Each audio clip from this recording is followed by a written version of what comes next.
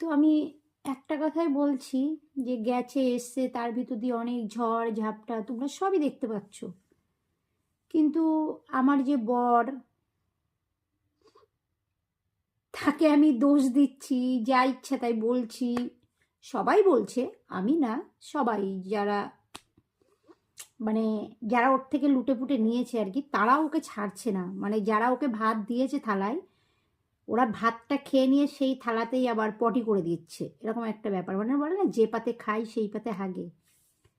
কিন্তু আমার হাজবেন্ডের মানে আমি আমি যে তাকে এতটা ভালোবাসি, জানি না কতটা বাসি। সবাই বলছে এটা কি তোমার ভালোবাসা?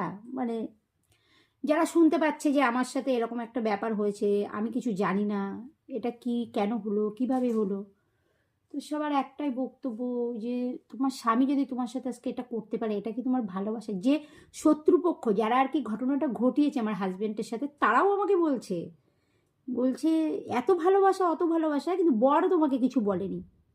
এটাও আমার একটু ডাউট ফিল হয়, তাই তো বর কেন আমাকে বললো না। কিন্তু তাকে বাধ্য করানো যায় আর কি, যে না বলাটা।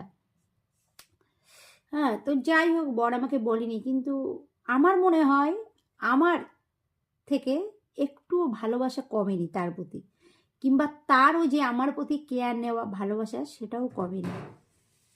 তার জন্য হয়তো গোবিন্দ রাধারানীর কৃপায় আজও ভালো আছি, বেঁচে আছি, কথা বলতে পারছি। এইটুকুই, পরে আবার কথা বলবো। ভালো থেকো তোমরা সবাই, চলো টাটা। অনেক কথা আছে, বলবো পরে।